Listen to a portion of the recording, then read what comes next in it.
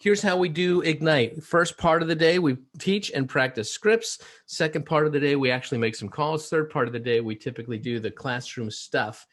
And I just have to give you a script of my own before we get started. And Eva, who's a former manager, will appreciate this script. This is the compliance script, the do not call list script. And so one of the things that I do need to let you know is that as we start making calls, and we're going to do prospecting calls for lots and lots of folks, we do have to be cognizant that there is this thing that's called the do not call list.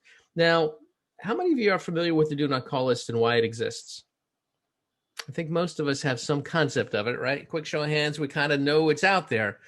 The reason why the do not call list exists is because salespeople suck. Well, let me just rephrase that a little bit. The reason why the do not call list is because salespeople can be relentless and can be annoying. And I know that that doesn't apply to anyone on this call, but we have all gotten calls where we've been solicited, robocalls, and solicited at inopportune times with people who really aren't that good.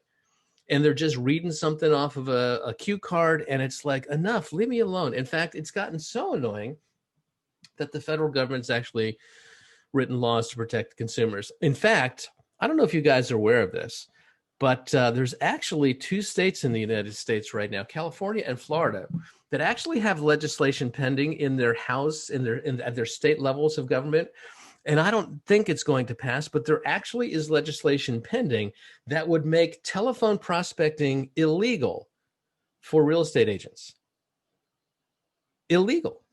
This is not a do not call list violation. This is you cannot do it because it has become that abused. And that said, I don't think that's going to pass. I don't think it has a remote chance of passing in those states. But it does speak to the fact that we do have to recognize that sometimes just this relentless barrage of prospecting calls can be tedious, can be a lot, can be too much. And so we do have to honor the do not call list. What the do not call list says is that we do not have permission to call people and solicit them for business if they're on this list. It doesn't say we can't call them at all, right? My mother is on the do not call list. I can't use as an excuse when she calls up and says, how come you don't call me? I can't say to her, Mom, I love you, but I'm a real estate broker. I can't. You're on the do not call list. And as much as I want to, Mom, I just can't. That would, first of all, she'd beat me. That would never work. But second of all, that's not what that's about. What it says is you can't solicit. And so there's a lot of calls that you can make, right? I think open house invitation calls can kind of work around the edges of that because you're not soliciting business. You're inviting people on behalf of the owner of the home. You're inviting people to an event. That's a little bit different. But we do need to be careful because right now Keller Williams and virtually every real estate brokerage in the United States is part of a massive class action lawsuit. And it's really kind of charging that we just kind of encourage people to blow through this list and don't pay attention to it. And I know that, and I hope it doesn't happen in any of the classes that are in our companies, but I do know, I've heard plenty of coaches who say, don't worry about the do not call list. It's a lot easier to ask for forgiveness than it is for permission. And I understand that idea. But I will tell you this, it's $11,000 fine per incident. And that's kind of more money than you probably want to spend. I don't really know too many people who've been fined to that extent right now, but you do not want to be the one they make an example of. So just be conscious of that. If you're purchasing lists, and guys, I'm going to start probably next week giving you telephone numbers for expireds and giving you telephone numbers for sale by owners. We've purchased a service that will generate those for you. And as a member of this class, I'm going to give you that so that you have those calls to make. But be cognizant of the fact that if they're on the do not call list, we've got to respect that, right? So I bring it up every once in a while. I do my diligence to kind of keep you all out of real estate jail, right? There's no fun being in real estate jail. The food isn't that good. So that said, that's one of the reasons why, though, working into your sphere of influence is the game. Work with people that you know. Work with people that you trust, that you can talk to. I see some questions going on in chat about Coach do an announcement card. All right, we'll have those conversations a little bit later.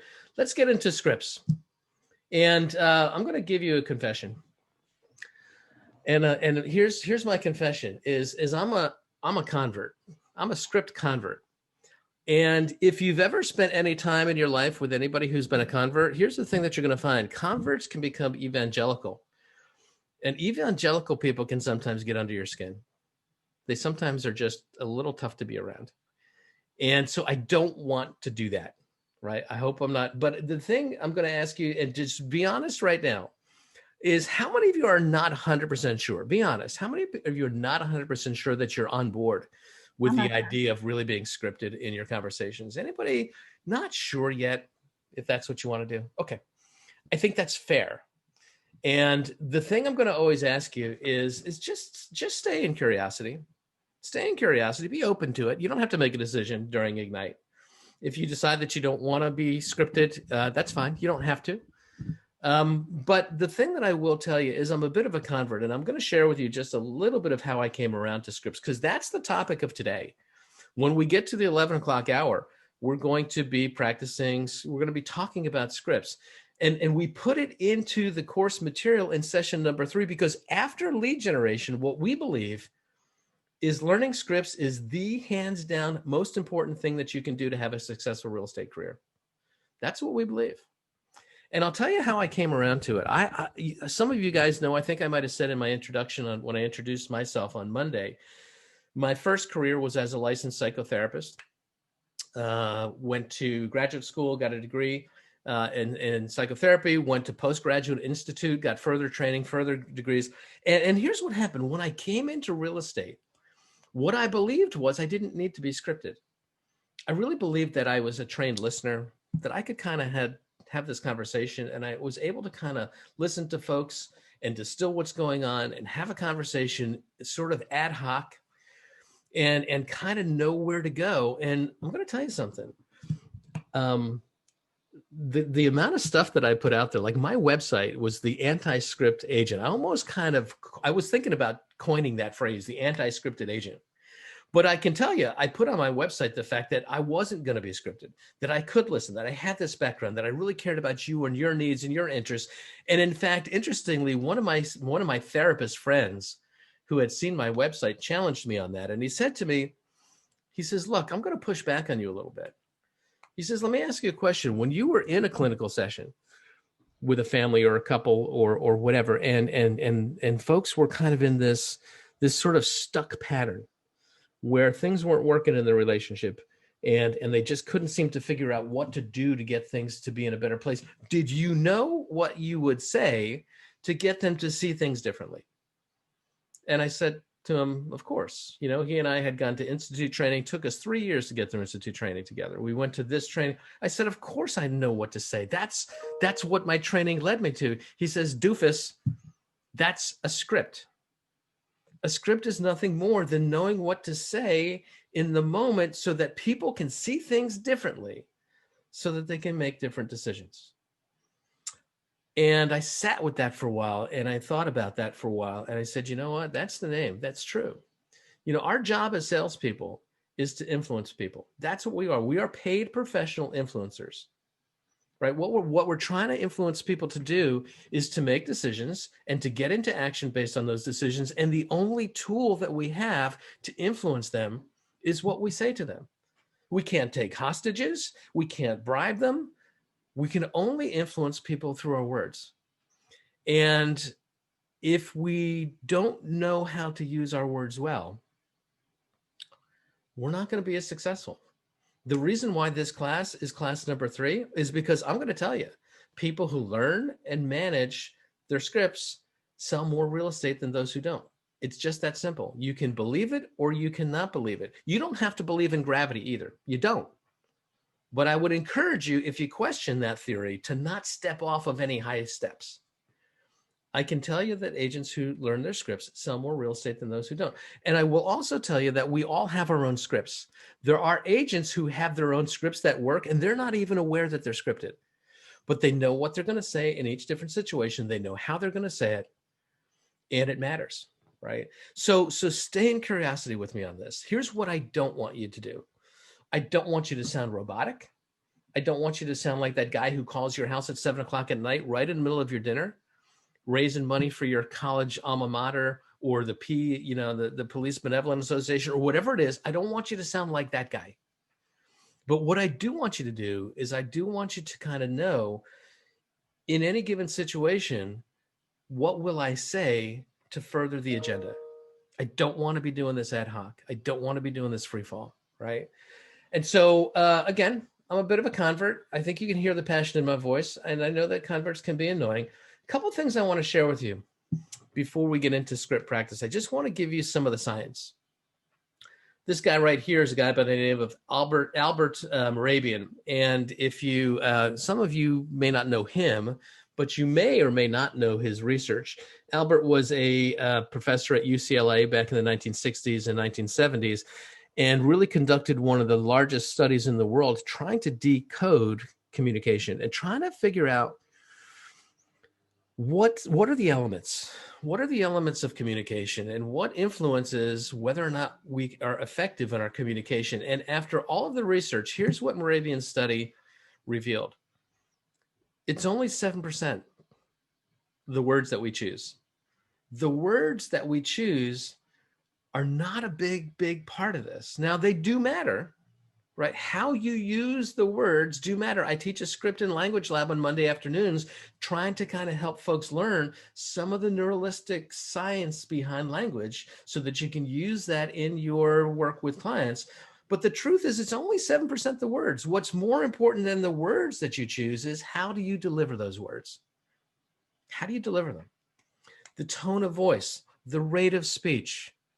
When someone is speaking louder, we want to do things like mirror and match, right? And we'll talk more about that today. But the notion behind mirroring and matching is that the way that the human brain works is that it looks for patterns.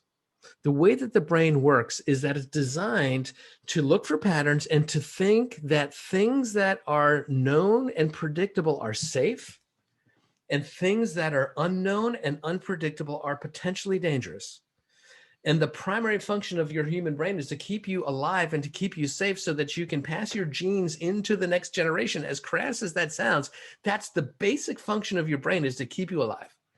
And so we're always looking for patterns, and things that feel safe and predictable are seen as safe. And people who seem safe to us are people that we will allow to influence us more.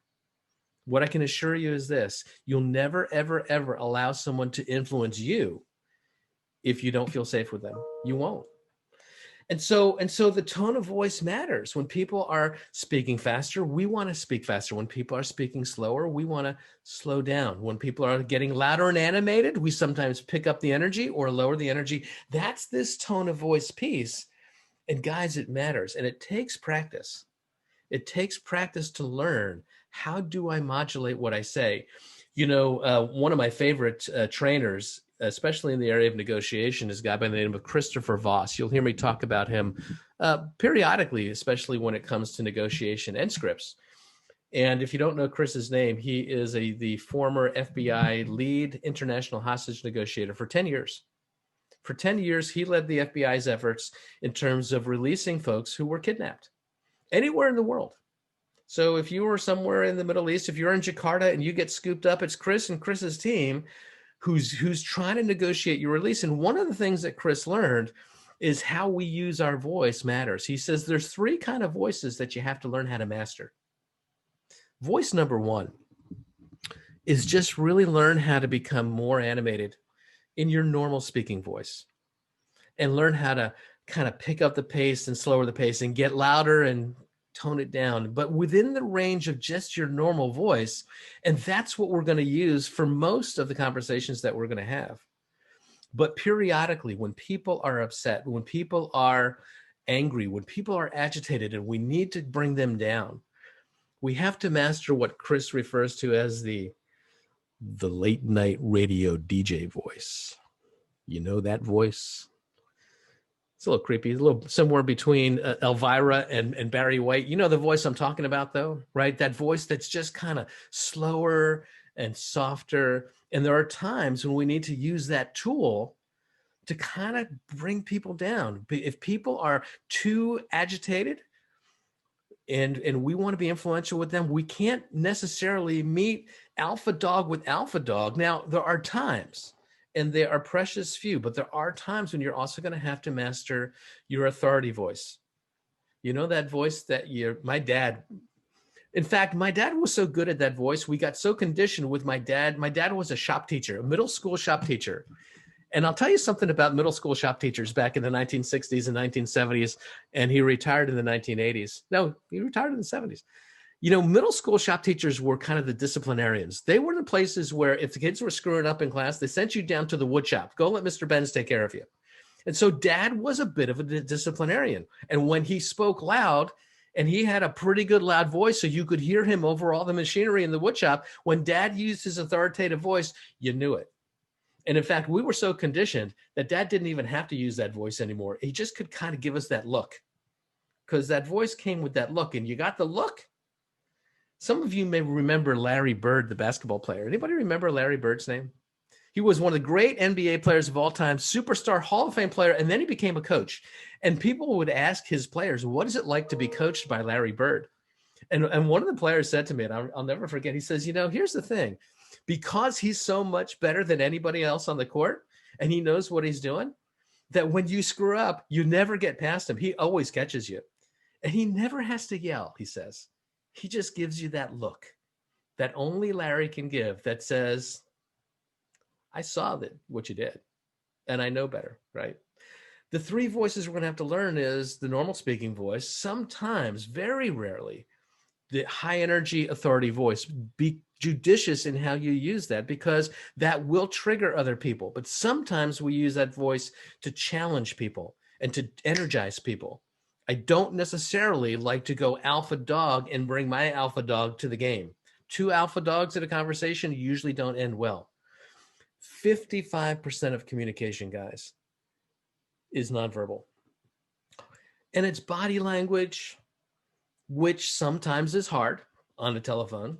What I love about Zoom is we can kind of put the body language back in as long as we have our cameras on, right? Or FaceTime. But it's this other thing. Most of communication is this kind of other energy that we give off. And it's the body language that we have. And we can also use that to mirror and match. When people are leaning in, we tend to lean in. When people are leaning back, we tend to lean back.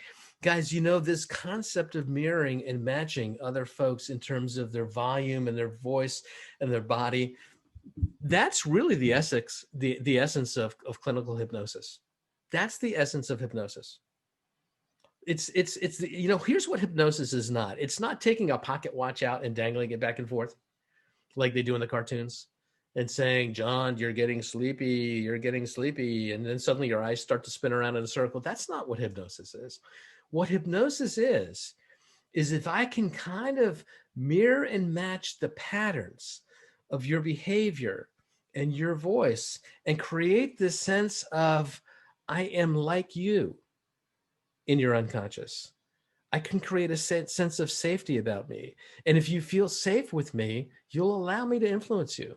That's what hypnosis is all about. And so while I'm not suggesting that we try to hypnotize all of our clients, I am suggesting that learning this rule, only 7% of communication is the words. And then people say to me, well, then why spend so much time on the words? Why not spend more time on these other things? We will when we go into breakout rooms and practice. We'll talk about these other things. This 55% body language is more than just body positioning. It's kind of the energy that we give off. And here's one of the things that I know when we're learning. Remember, did I talk to you guys, or was it a different class this week, about the 4 stages of adult learning? Did we talk about unconscious incompetence and all that stuff? Do you remember that here? And what happens is learning, the way adults learn is they start with this sense of unconscious incompetence. They don't even know what they don't know. And then once they become aware of what they don't know and they move into that terrifying place called conscious incompetence, I am painfully aware that I don't know squat. That is a terrifying spot for adults. Kids do not care, but adults do. And when we're feeling that, we feel panicked, we feel nervous. And believe me, the people you're talking to feel it. How many of you are parents? Quick show of hands. How many of your parents? I remember the day my daughter's going to be 27. I don't know how I didn't totally screw that up, but here's what happens. The day I came home from the hospital with her, the day I came home, and my wife too, she was involved. But the day I came home from the hospital, I had this epiphany as I'm standing on the sidewalk in front of Muhlenberg Hospital in Plainfield, New Jersey. The epiphany was I got more instructions when I bought a microwave oven than I was getting when I got this child in my hands. And I had this little baby, and I had to put her in the car seat, right? And that was the time when the car seat has to go backwards. And you feel so judged because you're not sure if you're doing it right. And you're putting the kid in, and the nurses aren't allowed to help you. And they're just standing there, and they're looking. And they're looking, and they're saying, yeah, you're doing this right? Oh, I'm not so sure, Dad. That doesn't look right to me. And I'm like, and what happens is I was nervous, guys. I wasn't around a lot of babies as a kid. I wasn't. And trust me, Emily felt it. It took a while before she felt really comfortable in my arms. And I came home and I gave her to my mother. And my mother, this was her first grandbaby. My mother left work. I think Emily was like 90 minutes old. And my mother had already told her boss, peace out, I'm gone. And she was at the hospital. You know, in my mother's arms, Emily was comfortable and calm and happy. And in my arms, she was squiggly and uncomfortable because she picked up on my nervousness. Guys, that's what our clients do as well. You know, the research, it talks to this concept that we refer to this as the emotional bow wave, right? It's this, if you think about a boat cutting through the water, there's the front of the boat is the bow. And as the bow slices through the water, it pushes this little wave out in front of it, right? And if you were to really take a little camera and put it down right at the base of the boat, what you would find is the energy force of that boat moving through the water that's pushing that wave out there before the boat is physically even there. It's the energy force that's pushing the water out ahead. And we all have that energy force. We have all experienced that. You have been in the room sometimes where some people walk in and you can feel the sense of presence. Have you experienced that? Yes. Where some people just feel like when you are in their presence, there is no other person in the world. You are the center of their universe. That is a gift, and it's a skill that can be learned. But for some folks to be able to make people the absolute center of their universe is a gift. And we've all seen it the other way too, where you've been in a room where somebody comes in and they just kind of suck all the air out of it. You know, that person where they walk in and it's like the angel of death is creeping into the room. You can start to feel the oxygen being pulled from your lungs. You can feel it, right? That's the energy that's included in this, guys. And here's the thing that changes it. What changes it is a sense of confidence. That's why I spent so much time on affirmations on Monday. Because when you can feel confident, and you can change the energy, and what you're projecting out there is a sense of calm, confident, knowledgeable authority, you will win more business. Only 7% is the words. The rest of it is the rest of it. And so what we're going to be doing is practicing here, because I don't want you practicing in real time with real clients. Guys, that's an expensive way to learn. These leads are too hard to come across to jeopardize them by practicing in front of them. We're going to practice in here so that when you get a lead, you feel more confident with what you're doing. We all good about that? And I know that role playing in front of a group or role playing in small groups, I know that that's not always the most fun. I know that here's this sense of adult learning. We don't like the sense of being incompetent. We always want to look good. We always want to be, perceived as somebody who knows what they're doing. We don't like to look silly.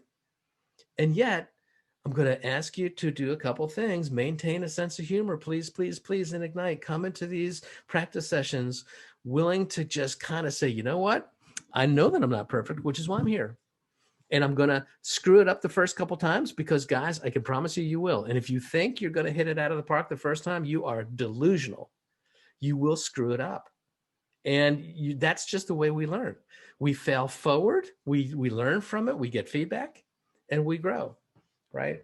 So that's kind of the Celtics. Yeah, there's some questions here. Right. I think there was a question here about what team did Larry Bird play for? Here's the scripts that we're going to work with today. we've moved from the contest script, and we're going to kind of go into sticking really with our sphere of influence, sticking with people we already know. We'll get to calling strangers in the future. We'll get there. But I still want to spend some time spending time with people that we already know. 10 times a day in the 10-4 are contacts with people that we've already got. And the 2 or 3 different scripts that we're going to work with today come right out of the Sparks script book. If you download the toolkit for Ignite, in the toolkit are 2 script books. One of them is Sparks for the first half of the class. One of them is Elementals for the second part of the class. And there's 3 basic scripts. And depending on where you are in your real estate journey, I'm going to ask you to work with one of these scripts today. There's the I'm new to real estate script. And it begins, do you see it on the screen? I want to make sure you see it on the screen. And my hope is that you've got it printed out as well so that you have it and you can work with it. But you're going to see here that it starts with, hello, this is blank. Have you been? Right? You may want to edit this script in the interest of making sure that you're really talking to enough people in your lead generation time. You may want to edit this and add in, hi, this is Stephanie. Do you have a quick minute for a business call, and put some guardrails around this script? Because sometimes when you lead with, hey, it's Hal, have you been? Suddenly it's like, oh my God, I was just thinking about you. How's everything going? And the next thing you know, we're going 25 minutes deep into a social call that isn't really getting us where we need to be in terms of our lead generation, right? So sometimes the guardrails of, do you have a quick minute for a business call, right up front, so that if it starts to go long and it starts to get into personal stuff, you can always go back and say, hey, I'd love to have that conversation. As I said, I'm at work right now. When would be a good time for me to follow back up again? But the acronym here that you see on all of these calls is FORD, F-O-R-D. And it stands for family, occupation, recreation, and dreams. And a good lead in to these calls is simply asking about any one or combination of these topics. Hey, it's Hal. How have you been? I was just thinking about you today. How's your daughter doing? Right? Didn't she just get accepted into that special cooking school? Whatever it is, asking about family is a great way to start. Asking about occupation. How are things going at work? Right? I know it's difficult right now with COVID, and a lot of us are working from home. It's really hard to try to do your job and to try to be at Ignite, and you're homeschooling and all those things. Ask about occupation. Recreation, what are the things that are important to them? Dreams, what are your dreams? You don't have to check every box. And in fact, it probably will sound too robotic if you try to check every box, but we just lead with some basic conversation. How are things going? In any one or combination of those areas, family, occupation, recreation, dreams, and then it moves on. And in the new to real estate script, what it says here, as I'm reading on my screen, I'm calling to share that I'm now a real estate agent with Keller Williams Realty. I thought of you because I knew that you would be someone to help me grow my business, especially since you know my track record and my commitment to doing my very best. I'd like to share my free real estate app with you so that it's easy to check for sales and what prices are going on in your street, in your neighborhood, et cetera. It kind of goes through that. And if you haven't learned yet in your market centers where to find your personalized and customized app, what I will do is just let me know that. What I will do is after the break, when we come back from break, before we get into the classroom component, I will take you to your Keller Williams intranet site and show you where you can learn how to customize that app and share it with people so that they can do real estate search on an app that's built out and customized to you. The goal is, we know that people are using these apps to look at real estate in their neighborhood. They see a home for sale. They want to know what it's going for. We know that about a large percentage, and I don't know the exact numbers, but a large percentage of internet searches are looking at real estate. And what we do know is this: almost 80% of all the real estate searches that are conducted on a mobile device. 80%, not a desktop. And so if you're going to be looking on your phone when you see a home in the neighborhood, I want you to research it on my app. Because then what's different is your app is custom built, so that built into the app is your name and your email address and your cell phone number, no other agent, right? We have built 180,000 individual apps, and I want you to have yours and share it with folks. so that when they learn they want to do real estate research, they can use that app. If you have been in real estate for a while, we're going to remind them that you're in the business script. And it starts the same way: family, occupation, recreation, dreams. And then it goes on to say things like, I've been busy growing my real estate business and working with clients just like you. I wanted to share that it's my personal goal to help fill in the number 25 families this year get into the home of their dreams. Who do you know? It goes that track, right? And so we've got a variety of different scripts here that I want you to just get practice with. And so here's how we do script practice. It's now 5 minutes to 10. Here's how we do script practice. We're actually going to take this group of folks, and right now there's 36 of us in the class. We're going to take 36 of us, and I am going to put us into what we call breakout rooms. And what a breakout room does is it puts all of us into little smaller rooms of just a handful of people, not 36 people trying to practice scripts all at once in one big, massive Brady Bunch family grid in front of me. We're going to break down into smaller groups, and my intention is to put 2 or 3 of us together into a breakout room. And I don't pick who's matched up with who. Zoom just does it automatically. And there's sometimes some technical glitchinesses that happen where people don't always get their audio hooked up. And so I kind of float from room to room, A, to make sure that the rooms are structured well, B, to make sure that I can answer any questions that happen. So if you see me pop in, I'll try to be a fly on the wall as much as I can. But we put people into breakout rooms for a short period of time. Usually when we're practicing a script, it's for maybe 20 minutes or 30 minutes. And then what we frequently do is practice those scripts, and then we go into our call session and we actually make some calls. Right? That's how we do it. And when we get into practicing for sale by owner scripts, again, I'm going to start giving you lists of for sale by owners to call. We're going to practice expired scripts. We're going to practice circle prospecting scripts. We're going to practice qualifying conversations, all the different things that you have to kind of be ready to go with. There's lots and lots of different scripts. I think of scripts this way. I think of them as plays in the playbook, the same way that a football team would have 1 million plays in their playbook. I remember an interview one time between Ken Blanchard, who is a business author, and Don Shula, who is the head coach of the Miami Dolphins, the only professional sports head coach who's ever led an undefeated team in professional sports. All the way from preseason, all the way to the Super Bowl, not a single loss. And here's what Don Shula said, and I teach this to our INGITE classes because I think it's a really important thing to understand. What Shula said is, if you were a player on his team, you were not setting foot onto that field unless he was convinced that you had memorized every single play that existed in the playbook. And here's why. Because there's times when the quarterback goes to the huddle and says, this is what our plan is going to be. This is what the play is going to be. I'm going to try to get the ball to Ariana. If Ariana is covered, I'm going to try to get it to Evelyn. If Evelyn's covered, I'm going to try to dump it off to Susan. And if she's covered, I may need to keep it. But we have a strategy. And then the quarterback goes to the line of scrimmage and he looks at the way that the defense is set up. And if in his estimation, the play that they had planned doesn't have a good chance of working because of the way that the defense is set up, he's going to do something that in football we call an audible. And an audible is when he starts calling things out at the line of scrimmage. Omaha 8, blue 25. What he's not doing is drafting an entirely new play. What he's doing is telling the players on his side of the ball, hey, when we were in the huddle, we said we were going to do this, and that ain't going to work. I'm changing it up. This is now what we're going to do. And when he changes that play in real time, every single player on the field has to know what changes in their individual assignment and responsibility now, because now they're not doing what they were going to do before. If you don't memorize the entire playbook and Dan Marino calls an audible and you don't know what your new role is, we're going to have problems.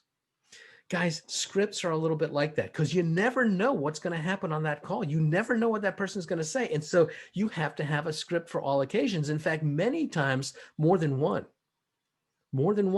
So we're going to practice lots of them. But here's what we're going to do today. It's 10 o'clock. We're going to practice this for 30 minutes. If you're brand new, I want you to practice the new to real estate script. If you've been in the business for a bit, I want you to practice to remind them you're in the real estate business script. If you're new to Keller Williams, there's a script in there too, I think, which is the I'm new to Keller Williams script. Eva, perhaps that one would work for you. Maybe the remind them into the business, right? What I don't want you to do today is alter the script. I did say that sometimes these scripts are blueprints. You kind of learn where they're going. You kind of go in your own words. For today's practice, I just want you to run the script as written. Can we agree to do that today? Which means today it's going to be kind of a dry run read. I get it. It's not going to be perfect, but I'm going to put you into breakout rooms. And what I'm going to ask you to do is for one person to be the agent, one person to be the friend, because these are sphere of influence calls. And if there's a third person in your room, I want that person just to be an observer. And here's how we're going to go. You practice the script. And when the script is over, you're going to ask for, before you ask for feedback, you're going to self-assess. How do you think it went? What do you think you did well? What do you think you could do differently to make it better? Then ask for some feedback. And guys, when you're giving feedback, please be honest, right? Oh my goodness, that was the very best script I've ever heard. I can't believe how wonderful. Stop. Be honest, right? Be fair. Now, don't be a jerk either. If it's terrible, don't say, oh my God, you suck. You should really think about becoming a baker. This is going to not work for you. Don't do that either, right? But give good and honest feedback. And then change roles. That's how we do it. And so what happens is we're going to do it for 30 minutes. I'm going to periodically pop into the room, see how things are going. I'm going to send a message as we get to the last maybe 3 to 5 minutes, a broadcast message to the group to watch for that, to start to say, you know, make sure that we're going to wind down soon. Probably halfway through, I'm going to send a broadcast message that says, make sure you're changing roles. And at the end of 30 minutes, what's going to happen is we're going to all come back. The timer will end. You'll see on your screen that the breakout room is being closed. You may actually have an opportunity to hit leave the room and come back to this main room. If you don't click that, it'll just automatically bring you back to the main room. But then we're going to come back and we're going to talk a little bit about how it went, right? That'll be closer to 10:30. How did it go? What went well, what didn't go well? And then here's what we're going to do. We're going to then go from 10:30 till 11 o'clock. I'm going to ask you to make some calls. I'm going to ask you to make some calls using this script. And in that same time block, I'm also going to ask you to take your break, 10 or 15 minutes, stretch your legs, right? Best practice around calls. I didn't say this the other day, but I did get some feedback from some agents on how we tend to do script calls, call sessions in other areas. Best practice is really to keep the cameras on so that we can all sort of be accountable to the fact that we really are making calls, that we haven't turned off our camera and gone and taken a nap. But I'm not going to force you to do that, right? You guys, the way you play in here is the way you're going to play out there. And all I can do is give you an opportunity, right? If you don't want to take the opportunity, that's on you, right? But keep your the cameras on if you can, and it may not be appropriate if you have to step away for some reason, or you're going to take a break, then turn your camera off. But we're going to get it. I'm going to set up the breakout rooms right now. So give me a second to do that. And again, I don't really kind of create the rooms. It looks like, with the size of the group that we have now, it looks like we're going to have probably about 15 rooms. And with the 15 rooms, some of us are going to be 2, some of us are going to be 3. If I see that anybody is out there by themselves, I'll move you into another room and try to make that work. But I'm going to create the rooms right now. In fact, let me do 14 rooms just to kind of set that up. As I look at it here, it looks as though Zoom has automatically set most of the rooms up as 2 with a couple of 3s. And what I'm going to do here is I'm going to set it for 30 minutes, and I'm going to set a 15-second countdown clock that when the 30 minutes is up, you'll see on the screen that we're finishing up in 30 seconds. Then we'll come back into the main room. Any questions or clarifying points about what I want to do over the next 30 minutes? Is everybody clear about what the activity is? Does everybody have a script? I don't want you to kind of practice other scripts. If you have other scripts, that's great. In other script sessions, I'll give you plenty of freedom to practice whatever you want. But for today, it's just one of these 3. New to the real estate business, new to Keller Williams, or just reminding you that I'm in the business. Okay? All right, so here's what I'm going to ask you to do. I'm going to ask you to put on your time travel helmets because I'm going to send you into Zoom land here. We're going to get put into smaller group rooms. I'm going to kind of jump in and see how things are going. And I'll see you guys in a bit. All right? Talk to you soon. All right, guys, I have just about 11 o'clock. Let's kind of get back into the room if we can do that. I know some of you are finishing up your calls, which is fine. Take your time to do that. Anybody get any calls in and have any good conversations, perhaps letting folks know that you're in the business? Love to hear if anybody had a good call there. I had a good call. I mean, I had two good calls, but no actual leads. Okay. Just people telling me that, they're definitely going to keep me in mind and they would be willing to have me send them the link for the app and would, be open to spreading the word. And you know what? That's the key, because they're not just sitting around waiting for you to call them and give them a real estate lead. So there's nobody top of the mind in their brain thinking about sales right now. So what you've done is you've planted the seed. And that's really important. If you plant the seed, it just kind of gets it into their field of vision. It's just like when you buy that new car and you're driving home from the dealership, and everybody on the road that you never noticed before that has such good taste and has the exact same color and model as you have. Just by planting that seed, now she's just going to be more attuned when people in her natural world start saying that this is the year that they're thinking about selling a house. They're going to say, oh, I remember she was talking about that. That's the connection we're looking to plant. Good for you. Anybody else? I had a pretty good conversation. One that lasted a little bit longer, I guess, that I would have liked. But the question that I have is, I guess I've been experienced a lot of, I know somebody, but let me see if they're okay with you reaching out. Like, what do we do when we get that kind of resistance? Do we push on it? Let me get their number. That's a great question. You're going to get that resistance because nobody wants to be the one that sicks the realtor on their friends. God forbid, right? And so a couple things you can do. One is, if this is your friend, you can kind of push back a little bit and say, hey, look, come on, you know me. I'm not going to be a hard sell. I'm not going to be pressure. If it really does turn out that they really want to play gatekeeper and say, look, let me just talk to them first and let them expect your call, then don't get off the call without a time to follow up. Terrific. When can I ask you to do that? When can I follow up with you to see how that call went? Make sure that you've got a commitment to when you're going to follow up again, at least sort of kind of giving them a little pressure to make that call. All right. Gotcha. Okay. Guys, I want to get into the content in just a second here. We've got a great class today. But Glenn, I see you're here, and I know that you had some things going on earlier. Yeah, I apologize. You weren't able to be there when we called you out for having a rockin' 10 leads in the contest. Yeah, Barry, no one was more shocked than me. So talk to me about that. How did that go? Where did those? Good. That right when we stopped that first time to send out thing, I decided to make a quick 45-second video. I made it, I'm a very casual, jokey kind of person. So I kind of made it very light, and I sent it out to about 25 people, people I used to work with, people that are close friends. And actually one of my closest friends ended up giving me 3 leads in her family because they happened to, the day before, since I talked to her, be talking about all kind of relocating. So I got 3 just from my best friend that I probably wouldn't have gotten until I spoke to her later. And you did that with a video, huh? Yeah. And that was, we had talked about getting outside the comfort zone. I hate being on video. And I was like, you know what? If I'm going to do something new, I might as well just go all the way. And that's what I did. Good for you. And the beauty of doing it on video is you get to record it and decide whether you like it before you send it. And if you don't like it, do another one. Well, you know what's funny? I did only 2 takes. I'm I'm even the kind of person, I don't sit there and edit or look over my pictures. I was like, you know what? This is me, whatever. No one's going to sit there and rewatch it. So super smart, because you can really overproduce these things. And that's not what this is. This is me with all whatever, and you're going to send it out.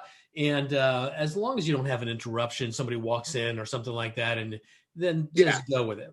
But that's great. 10 leads, man. Awesome. Congratulations. Thank you. Let's see if they turn into deals. That's the major part. That's right. Well, leads are just leads, but it's the first step. Leads turn into appointments. Appointments turn into, that's how this goes, right? Yeah. All right.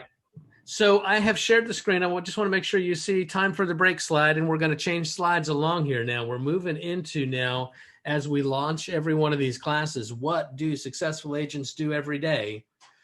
And they grow their business. They run their business. Today's topic is called Powerful Language Gets Results.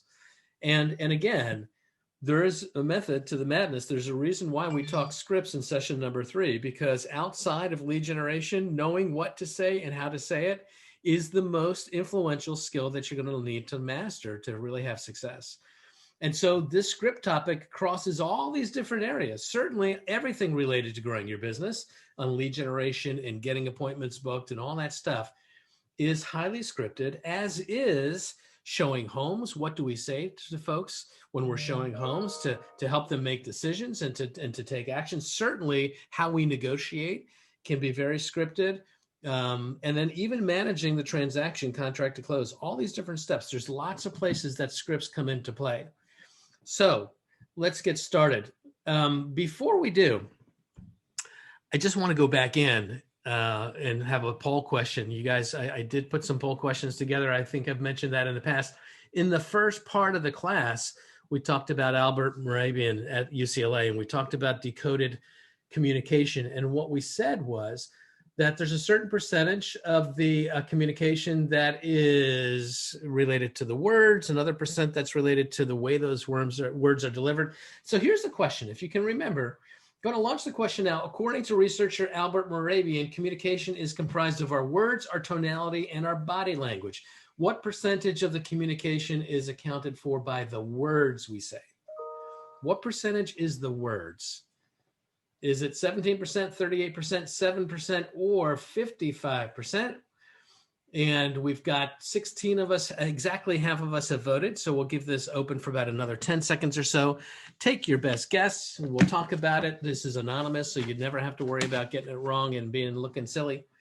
If you don't know, just throw a dart up against the wall and maybe you'll get lucky. Who knows? All right. We'll do 5 seconds. 4, 3, 2, 1. We're going to end the poll. I'll share the poll. And here it is. It's actually 7% is the words. Only 7%. It is a tiny little piece. 38% is how those words are delivered. 55% is all that other body language and emotional contagion. That's what we call it. Emotional contagion is that vibe that we give off. That's 55%. So while the words are important, they're specifically important in very specific isolated instances. For the most part, our scripts can be really varied in what we say as long as we say them well and we've got a sense of confidence about the delivery. That's the key, right? All right, I'm going to stop that screen share for now, that script. I want to get into the big picture. Here's the big picture of scripts. What do? They help you with your lead generation. They help you uncover motivations.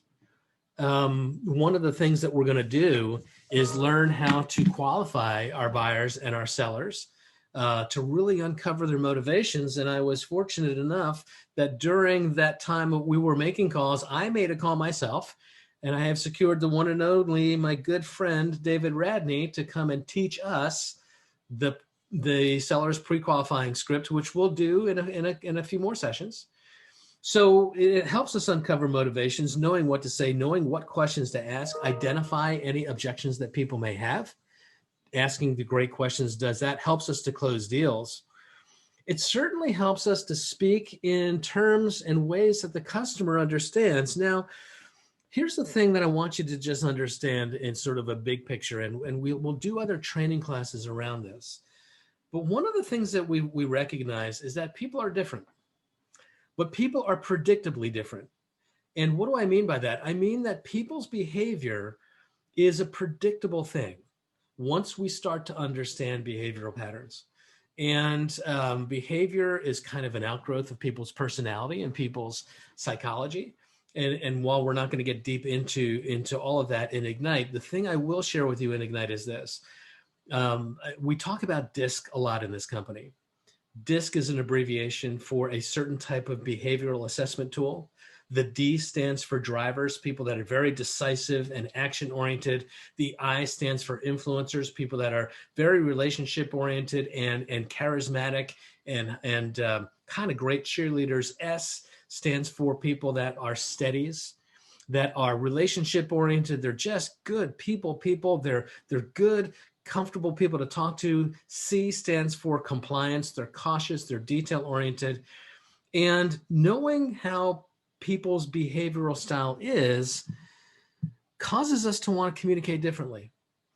And for example, one of the biggest fears you'll start to learn of these different behavioral styles, the driver, the biggest fear of the high D, the action-oriented, driver, decisive. They don't want to be taken advantage of. And so if we know that as a big underlying fear, one of the things that our communication with them is really centered around is how do we help them understand that we're going to help them take advantage of the market and not be taken advantage of in the market, right? For the high eyes, those charismatic, those influencers, those high energy folks, those cheerleaders, biggest fear of that group is the fear of rejection. They need everyone to love them. You will see performers who are high eyes. They love to be out in front of the crowd. Not surprising. I'm a pretty high eye off the chart. I just love to be on Zoom all day, every day, and just have, look at me. And I'm not totally terribly narcissistic way. But here's the thing I know. I love everybody to love me. I love everybody to be happy. The moment I've disappointed somebody, it's hard. High eyes love to be loved. The fear of rejection is brutal for us. That's the reason why you see a performer who's done a wonderful job. They have had a great performance and they get one negative review and they're crushed, right? For the high S's, 2/3 of the population leads with this behavioral style. They're steady. They like things to be predictable. They like things to be consistent. The biggest fear of the high S is chaos and disorder and the feeling that things are out of control. Guys, when if you've moved recently, you know how disruptive that is, how your life is upside down. People are coming and going in your house and out of your house, and your life isn't your own for a period of time. The communication with the high S's is making sure that they understand that we have systems and processes, and we will manage that disruption to help them feel in control again. For the high C's, the detail-oriented folks, it's making sure that they have the data to make good decisions, to make sure that their biggest fear is being criticized for making a mistake. That is the biggest fear of the high C's. And so what we need to do is communicate to them in a way that gives them the information that they need so that they make a great decision. The high D's don't need any information. They're just going to jump right in. If we screw it up, we'll fix it. We don't care. But knowing a little bit about how people's behavioral styles are, and we'll teach you how to figure that out. But when you know that, it will change the way that we communicate with them, right? You know, we think about being in kindergarten and we learned the golden rule. Everybody remember the golden rule? Do unto others. What's the rest of that? Do unto others as what? You want others to do unto you. That's it. And if you learn that and you live by that, life is pretty good. Do unto others as you would have other people treat you. However, the platinum rule, if you want to go one up above gold, the platinum rule is do unto others the way they want to be done unto. Don't expect that everybody is going to want to be treated the way you like to be treated. Find out how they want to be treated and then do that. And that means you've got to be flexible and be willing to flex yourself. And learning how to do that and speak in ways that the customer really understands is an art. And it takes practice, and it takes the ability to kind of learn these behavioral styles. I'm a coach and trainer for an organization called the John Maxwell Leadership Organization. And I'm a licensed DISC trainer. And I do this largely in corporate settings and other settings where we do these kinds of DISC assessments, and then we talk about them, we evaluate them, we help people understand their own behavioral styles so that they can learn how to be more effective in their communication with others. So, and I do teach DISC, sometimes DISC classes here in Bergen Partners. In fact, there is one already recorded on the Bergen County Partners YouTube channel. If you want to learn more about DISC and DISC behavior, jump in on that class on the YouTube channel and watch that, okay? It helps you build confidence. That's the big thing. When you know what to say in any given situation and you don't feel like you're going to walk into a blind spot, it just helps you to feel more confident. And when you feel more confident, your performance is going to improve, right? That's the name of the game. And scripts are an important part of that. Now, that's not to say that you can't ever get out scripted. That's not to say that you can't ever get blown up. There's times when I hear from some of the great script masters, even in our own company, and I talk to them and they'll share stories about where they're going to hear something comes up that they totally didn't see coming and they weren't prepared for it and they got tripped up. It happens. But what we do is we then take it back and we evaluate it and we start to think about it. What would I do again if this happens again? How will I be prepared the next time? We learn how to kind of fail forward with that. But that's the big picture about scripts. And it's so important that we kind of put it in session number 3. And look, we use scripts in sales all the time. Every kind of sales profession has their scripts. How many of you have ever been into a store, you know, back when we used to be able to go inside stores pre-COVID, and people kind of ask you questions like, you know, have you found everything that you're looking for? You know, is there anything I can do to help you? Right? Now, timing with scripts is important. Because how many times has this ever happened to anyone besides me where you walk into maybe a Nordstrom's? I call this the Nordstrom's effect.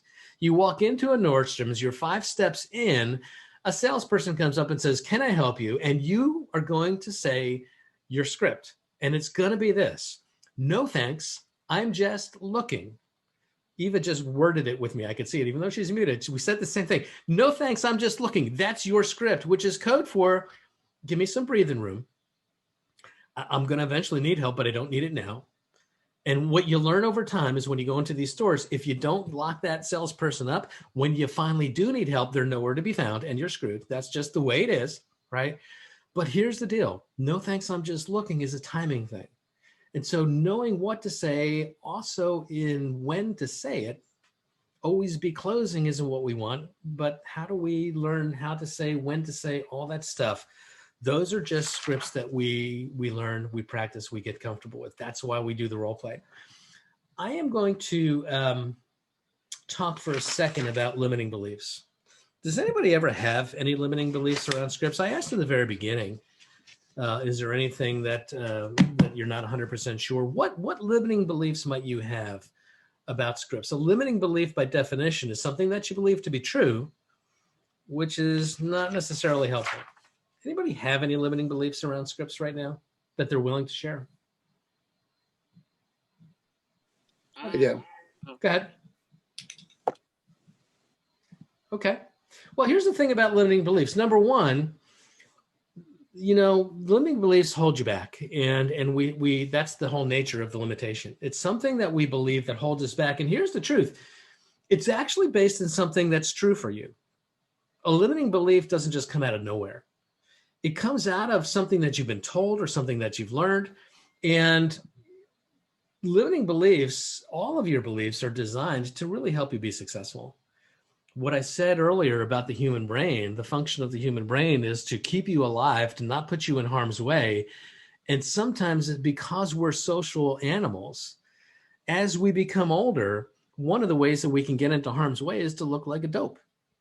And I'm just so used to doing it, I'm numb to it, right? You can just ask my wife and daughter. I make myself look like a fool so often that they don't even want to go out with me sometimes in public. But here's the point. It comes from something that's designed to keep you out of trouble. It's something that's a legitimate part of your world. And what we need to do is try to figure out what steps can we take to eliminate that. What steps can we take? And one of the steps that I'm going to tell you will help you to limit these is just learning what to say. Learning what to say. Anybody recognize this guy? Anybody know who this is? This good-looking young man? Hugh Jackman. Hugh Jackman. And let me ask you a question. Here's a guy who's on the big national stage. Do you think he has any limiting beliefs? Well, let's listen to what Hugh has to say. I come from a family, parents split up when I was young, and I think for many years I carried a doubt about whether there was some kind of wound or damage that would frame my entire life and all the decisions I make.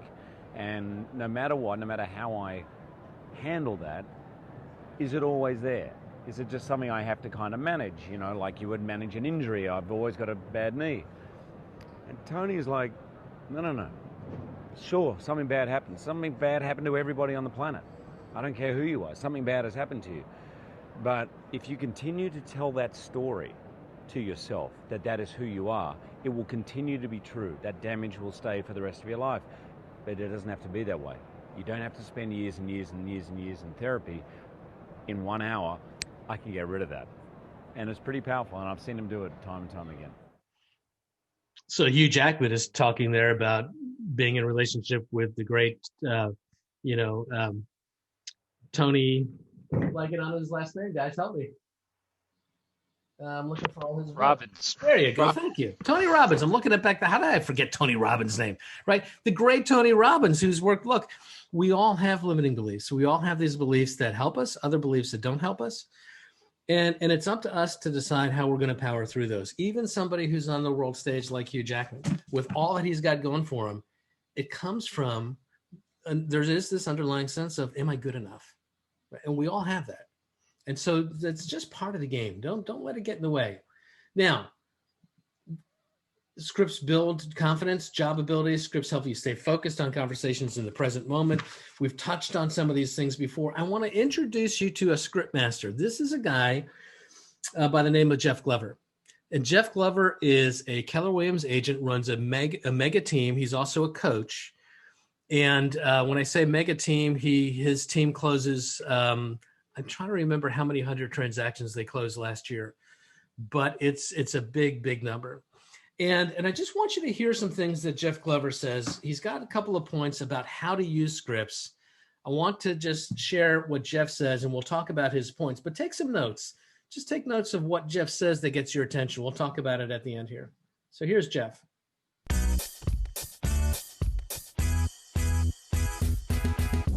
Hi, I'm Jeff Glover, and I'm going to tell you the top 5 things that you need to know about using scripts. Step 1, you're going to need to get your scripts from a top agent at the office, your team leader, a MAPS coach, or of course Keller Williams University. Step 2, we're going to need to do a total transformation of, instead of talking and telling, of asking questions. Selling isn't telling, selling is asking a series of questions that leads to desired response. So instead of talking so much, we need to get in the habit of asking questions. And asking questions gives us control of the conversation. Control of the conversation gives us our ultimate outcome, which is an appointment set or closing. Step 3, we need to listen with good intentions. Well, what I mean by that is we need to listen to their answers instead of just listening to them talk and asking another question that comes to mind. For example, instead of asking a seller where they're moving to and then going on to the next question, how soon would you like to be there? Ask them, where are you moving to? And when they give you a response, ask them, what takes you there? Step 4 in becoming better at scripts is we need to learn to mimic, mirror, and match the prospect. What I mean by that is we have to listen to their tone of voice. We have to speed up or slow down based on how fast the prospect is talking.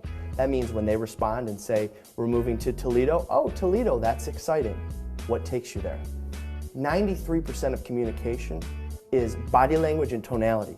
And that means only 7% are the words that we say or the questions that we ask. Step 5, we need to take these 5 points and practice them daily. If you think of NFL teams, they practice 50, 60 hours on the practice field for a 1-hour game. Our game is our presentations and our appointments, and we need to practice daily everything that we've learned every single day before we meet with our clients. When it comes to scripts, my biggest aha is that everybody has their own scripts.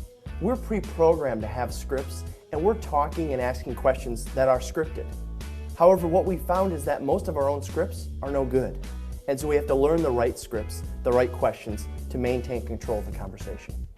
Thanks for watching KW Connect. Make it a great day. All right, there's Jeff Glover from Michigan. And he had 5 different tips there, right? Any of those jump out at you, kind of getting your attention more so than another? Anything that he said that really resonates? I like to practice the scripts, but I find when I get on my phone call, like I was on a phone call before using that very simple script you gave me, something came up that she mentioned. I didn't know we had a connection.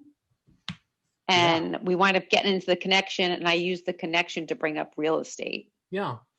Like, I don't know if that's the best thing to do, but that's how I did it. If it turns into a good outcome, it's a good thing, right? And so here's the thing, you'll get pulled off script, right? That's what happens. And because here's the thing, you didn't email them the script and say, I'm going to call you in 15 minutes and I'm going to say this to you, so be ready for me. They're not ready for you. And so they're going to go where they go. If you're getting into something that's productive, like it sounds like that conversation was, you go with it. If you're going off into the weeds, you learn how to pull back, right? But practicing that is part of it, practicing daily, right? What else did Jeff say in terms of tips? He talked about getting good scripts. He says, selling is asking questions. Asking questions. Let's talk about that. Because really good sales is asking questions. One of the things that you're going to learn, and you probably know this already intuitively, is that you can't really tell anybody anything sometimes, especially when people are emotionally charged up. The best way to help people make decisions and to take actions is to help them self-discover. People don't argue with themselves, but they're going to disagree with you a lot. So a lot of times what we think is good is going into telling mode. Anybody ever have a teenage kid? No? Well, here's the thing. If you've ever had a teenage kid, here's what happens. What you learn is you can't tell them anything because they know everything. And it's amazing to me how much smarter my father automatically became the day that my daughter was born. It's amazing. He gained like 40 points on his IQ. The moment my daughter was born, my dad got super smart. But here's the thing. What I found was when she was at a certain age, I couldn't tell her anything. But what you learn how to do as a parent is to guide questions in a very specific way to lead her to self-discover the answers that you're hoping that she gets to, the way a trial attorney does. Right? If you think about a great trial attorney, they don't leave anything to chance. They don't get up there and talk to the witness. They ask the witness very specific questions to get them to follow a specific breadcrumb trail that gets them where they want to go. Great selling is great questioning. And learning how to ask great questions is really the art. He talked about listening with good intent. What does that mean? Listening with good intent. Anybody? What was the good intent of listening? That you actually care what they're saying. That you actually care what they're saying. And, that's a real important part of that 55% of communication is, do we really give off the sense that we really are interested? Right? There is something that happens in psychology that's relatively recent learning. It was discovered at the University of Miami probably about 10 or 15 years ago. And what happens is when people feel understood, when you ask people questions and you ask them to self-disclose, this is called the self-disclosure loop. When you ask people to self-disclose and they talk about their experiences and they feel heard and understood, it actually releases dopamine in the brain and a variety of other things that give you this kind of sense of feeling euphoric, of feeling a little bit of a buzz, a little bit of a high. There's something that happens when people feel understood that causes them to feel this addiction to that conversation. And one of the things that we want to learn how to do is, how do we trigger that in folks? If I want to get you to like me and trust me enough to allow me to influence you to make a decision and to take an action, then one of the things I'm going to do is I'm going to very specifically ask questions about your experiences and pay attention. Right? And one of the ways of paying attention, he talks about going deeper, didn't he? He talks about not just asking a question and then going to a new topic. That's what we tend to do, especially when we're nervous ourselves. We know we've got a bunch of questions to ask. So I'm going to just go, where are you moving to? I want to move to Toledo. Instead of going to the next topic of when do you want to get there or whatever, what was his follow-up? His follow-up was, that's exciting. What brings you there? No, I've never been to Toledo. I can't really imagine that being exciting. Maybe it is. I don't know. But here's the point. Go deeper. What we tend to do is we go new topic, new topic, new topic. And we never go deep enough for people to feel like they're understood. The methodology here is what we call going 3 deep. There's a great author, one of my favorite writers by the name of Susan Scott. She's written a book called Fierce Conversations. It's a wonderful book. It's not fierce from the standpoint of fierce, but fierce from the standpoint of real, honest, authentic, legitimate interactions with people. And she talks about this as mineral rights conversations. And what she means is, imagine you're digging for gold or oil, and you got to go deep. Right? You got to go deep. If I was to be trying to dig an oil well or a water well, even for that matter, if I had a shovel and you said to me, you get 100 digs with this shovel to strike water or oil, and I take 1 shovel full of dirt out of the ground and there's no oil, am I better off moving 5 feet to the left and taking another shovel full? And if I don't find oil, 5 feet to the left and taking another shovel full? Or am I better off digging 100 shovelfuls in the same spot, just going deeper and deeper and deeper? That's what we're talking about. Keep going deeper and deeper and deeper until you get to the gold. The gold is this. It's emotion. It's emotion. People's behavior is driven by emotion. Just write that down and remember that. Logic gets people to think, but it's emotion that gets people to act. The reason why people buy and sell residential real estate is not for a logical reason in most instances. It's not to capitalize on the increase in the home value and make more money. People sell their homes because there's something going on in their lives. And there's typically a core group of things that trigger a home sale or a home purchase. Number one would be we've come together and we've created a family. There's two of us, and now we get married and we have, a family. We need a house. Or maybe it's a couple and we start having children. We need a bigger house, right? It's a family life cycle issue that often triggers residential sales. Or sadly, we uncouple and we need to sell a house and maybe buy two different houses. Family interactions like that, family life cycle issues, relocations for a job, another big life cycle issue that causes people to buy or sell real estate, right? There's certain predictable things, but for the most part, there's an emotional component to what's triggering that move. And our job is to go deeper and not just water ski across the top of the surface, but to really do a deep scuba dive and try to find out what's the emotional driver. And that conversation with Jeff and Toledo could sound more like this if we stayed deeper. Where are you moving to? Well, I'm moving to Toledo. That's exciting. What takes you there? Well, I'm moving to Toledo because my daughter and son-in-law live in Toledo. Awesome. What would be important to you about getting closer to your daughter and son-in-law? Well, my daughter is pregnant and this is my first grandchild. And we go deeper yet. What would it be like for you to be closer to your grandchild when your first grandchild is born? Oh my God, I would be so excited. I want to be part of our life. Ding, ding, ding. There's the emotional driver that's triggering this move. And great scripts help us to ask great questions that start to uncover the emotional drivers behind behavior, and they need to be practiced. They need to be thought through logically. What's the first question? What does that lead to? What's the second question? What does that lead to? What's the third question? Because if you're going to expect me to make those questions up in real time, I'm going to screw it up too many times. But if I know where I'm going and I know what the follow-ups are and I just practice them and they just come off naturally, that's what we're aiming for. So listen with good intent. Go deep enough so that people feel heard and they feel understood. They're going to love talking to you because you're making them feel special. Everyone has that sign taped to the back of their shirt. Make me feel special. If you do it, if you make people feel special, you will be the Pied Piper. They will follow you anywhere, right? What else did Jeff talk about? He talked about mirroring and matching and the tonality, all those things, right? So all of these things are important in scripts, and Jeff gets it.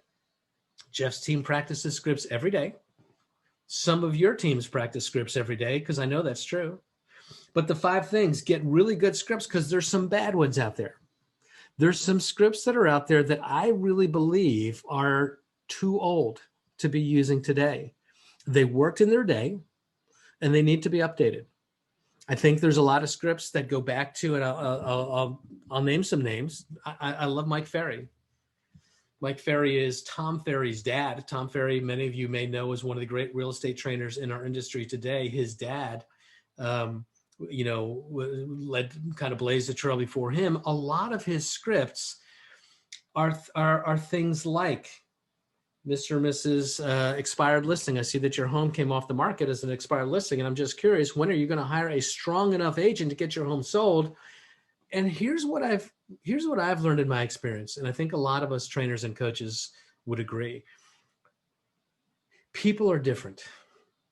I mentioned that they're predictably different from a behavioral style, but I'll also say that people are different today than they were even 15 or 20 years ago. They're less patient. They're less tolerant. And I don't want to get into the whole sociological implications and the political implications. That's a whole nother thing that we could talk about another day. But what I do know is that people don't have a whole lot of time.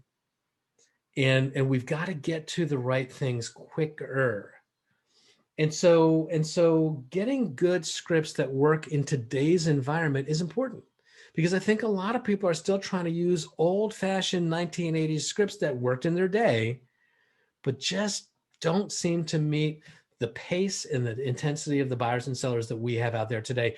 Get better scripts. And where would you get them? Well, I think a lot of the scripts that we're giving you are scripts that we're giving you the things that we know work. Come to on Monday afternoons at 2:00. I teach a script and language lab, and sometimes I'll give you scripts and we'll practice them. And sometimes we'll just get into understanding these neurolinguistic rules of language so that you can learn how to be more effective in your own communication. But get good scripts was Jeff's point one. Ask more questions. Don't talk so much. Listen with good intent, mirror and match, practice daily. We get all those things done. We're really onto something here. We're really onto something here. Let me keep moving here in the interest of time.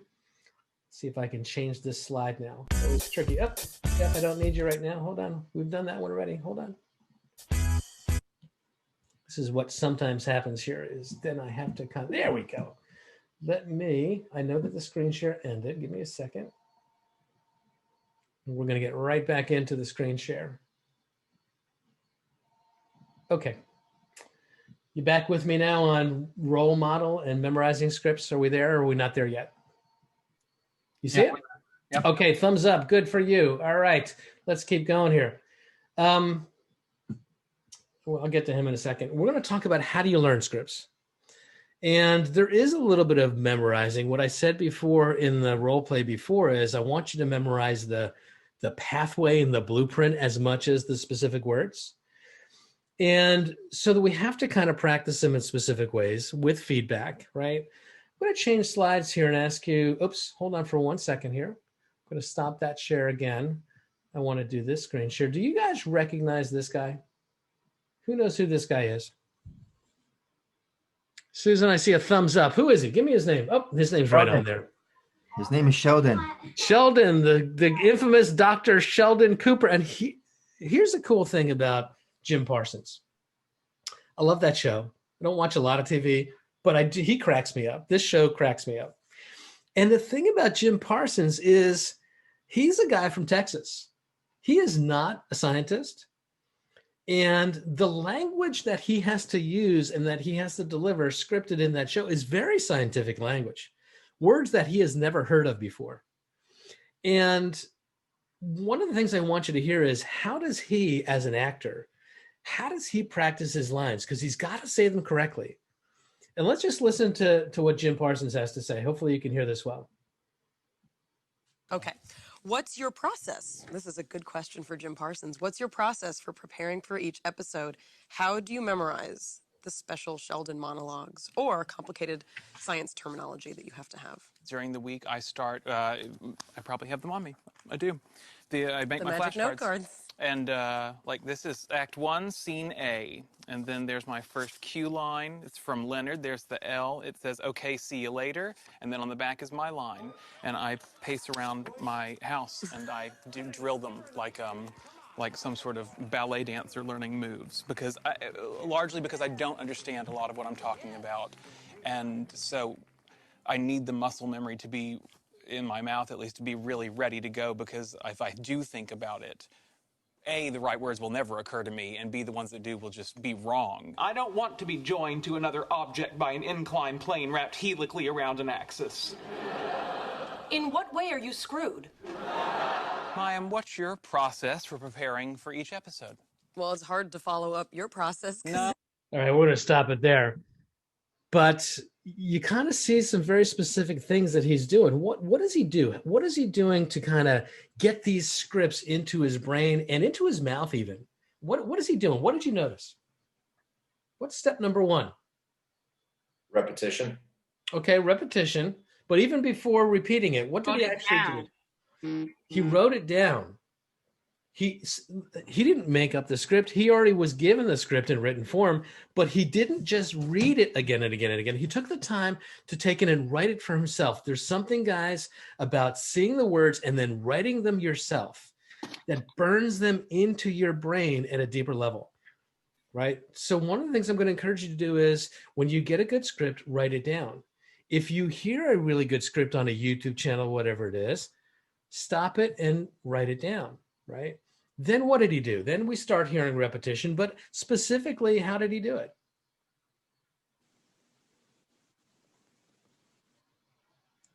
Anybody? Daily flashcards. Okay, he wrote it on the cards, and every day he read them how? Out loud. Mhm. He didn't just read them in his head. He read them out loud. He actually talked about getting those words into the muscle memory of his mouth. Guys, that is more important than you can think it is. Because you can know what to say, you've read it a million times, you know what it's going to say, and the moment you open up your mouth, you're going to go blah, blah, blah, blah, blah, and it's going to come out wrong because it's just not practiced out loud. I want you to practice it out loud, really out loud. And he walks around, he kind of prances around like a ballerina, whatever he said he was doing. I don't know whether you need to do that. For many people, that becomes too distracting. There's too many things going on physically. But what I would encourage you to do is practice your scripts not sitting down, but standing up. Why would that be important? Why do you think it would be important to practice your scripts? And guys, if you really, really want to have success when you're making these calls, don't make your calls sitting down, make them standing up. It gives you enthusiasm. It gives you enthusiasm. How does that happen? Is it literally thinking on your feet? What's that? You're thinking on your feet? Yeah, just like you just did. Good for you. I like that, right? Guys, it's about your energy. Your energy is different when you're standing up. Yeah. It is. And you know, we spent some time on Monday talking about affirmations. I think I shared with you that some of that research came from a researcher by the name of Amy Cuddy at Harvard in the MBA program. One of the things that Amy is really well known for is something that she calls power posing. Anybody familiar with power posing and what power posing is about? I don't see a lot of hands. I do see one. Angela, tell us a little bit about power posing for a second. What do you know about it? I know that I call it my Wonder Woman pose. And it's this pose with your arms on your hips. And I don't know why, but it makes you feel like you're in control. It gives you a sense of calm. Yeah. Sometimes I walk in my daughter's room and I just do that. And then she's like, what did I do? And I'm like, nothing. Yeah. She's like, oh, mom's got that look. She's looking like Wonder Woman. Here's the thing. You guys may not really know for real whether Angela's Wonder Woman or not, but I can promise you ain't nobody ever seen the two of them in the same room together. I'll just leave that sitting there. But here's what I would say. This is exactly right. What we know about human physiology is that when we feel powerful and in control, we tend to posture differently. We tend to posture larger. When you think about sports for a second. Imagine somebody running through the tape at the Boston Marathon or the New York Marathon. What do? Their hands go up. You hit the home run. Kirk Gibson hitting the home run for the Los Angeles Dodgers. As soon as he sees that ball clearing the right field wall, what does he do between first base and second base? His body gets big. He jumps all around. Guys, when we feel powerful, we tend to posture larger. My sister has a daughter who was born blind, doesn't have the mechanisms in her eye. She has never had any visual sight. And I can promise you, Amy is 22 years old. When she does something really cool, you know what Amy does? She goes, woohoo! She has never seen that. Why does she do that? Because that's what we do when we feel powerful. We pose big. If you're out there hiking in the woods and you come across a bear, what do they tell you to do? Please don't say play dead. That's what they tell you in the cartoons, right? Glenn just did it. Get big. Try to get big. And if there's two of you, get one of you on the other guy's shoulder and try to be bigger still, because big is powerful and small is weak and low energy. And Amy's work at Harvard, just to give you some context, the reason why she studied all of this at Harvard is because Harvard realized in their MBA program that they had turned out some really well-trained and well-educated folks. And yet on job interviews, they were not being hired at any higher rate than MBA grads from any other lesser tier program. And one of the things they were trying to determine was why. If you graduate from Harvard, you're plenty smart enough. If you graduate from Harvard, you're going to score some great interviews. What is it that's not happening in the performance of the job interview? And what they determined was it was energy. It was that 55%. It was that emotional bow wave. What are we doing before we go into a job interview? We're sitting in a lobby like this, probably crunched over our phones. Is that a big, powerful position? No, it's small. And so if you ever want to just go on to just Google her name, Amy Cuddy, Cuddy, and what's going to come up probably first is her world famous TED Talk that she did. Probably has 16, 18 million views at this point. And this is where she's talking about power posing. How do you pose in big, expensive ways to generate? There's another hack here, guys. Affirmations is a hack. Power posing is a hack. And she's created and she's named some of them. Angela talked about Wonder Woman. It's this one, right? It's have you ever noticed that all the superheroes stand there with their shoulders back and their hands on their hips in big, powerful poses? It's walking before you're asked to do something, before you make these calls, before you go into your listing consultation, to take the time to just hold this big, expansive pose and just hold it. Here's what the research tells us. 75% of the nerve system is communicating messages from your body to your brain. 25% of your nervous system is communicating messages from your brain and instructing your body. The question is, can we put the chicken before the egg? Can we put the cart before the horse? If we get more powerful, if we get more larger posing when we feel powerful, can we trick ourselves into feeling more powerful simply by holding a big, expansive pose? And the research overwhelmingly says, yes, you can. Yes, you can. When you hold that pose for about 2 to 3 minutes, that big, powerful pose, that Wonder Woman pose, when you do that, when you stand up, what we know is your testosterone levels change, your cortisol levels change. All of those things that lend themselves to feeling confident in the moment, they change. And look, here's what I'm not suggesting. I'm not suggesting that you walk into your listing appointment and do this. Hi, I'm here to list your house. Look at me, I'm big. Look at me, I'm big. Don't do that, right? That would be really strange. People they'd be like calling for a psychiatric evaluation. I'm not asking you to do that. But what I am asking you to do is before you make these calls, stand up. Before you make these calls, hold that big, powerful, expansive pose, and you're going to find a different sense of confidence that will come through in these calls. You'll have better outcomes. Stand up. I'll share one more piece on this, and we're going to change gears. But here's a true story. There's an agent who used to work in our Woodcliff Lake office. I don't know how many of you are Woodcliff Lake agents, but there is an agent that was in our Woodcliff Lake office. Now, she has since gotten married and moved to North Carolina. But here's the story. She's young, 22 or 23 at this point. She's a kid. At least to me, she's a kid, right? To some of you guys, not so much. But I got pants older than that in my closet. So here's the thing. She's 22 years old and she's doing well. First year in the business. She's booking appointments. She's not quite capped yet, but she's close. She's done several $1 million worth of sales. And her sweet spot was kind of in that entry-level price point. She was doing a lot of business in that sort of $300,000 to $400,000 price point. And she was doing really well. And I was coaching her and she was doing super well. And she called me up one day and said, I'm really afraid. I have a listing appointment. I'm really nervous about it. And I said, talk to me. You're doing great. What are you nervous about? She said, well, these are the parents of one of my college friends, and they're really successful. One of them is a neurosurgeon. The other one is an investment banker. This is a multi-million-dollar home in Northern Bergen County. This is so far out of my element. I'm just a 22-year-old kid. I suddenly feel like I'm going in, and these are polished, professional, successful executives. I am really out of my element and I'm afraid.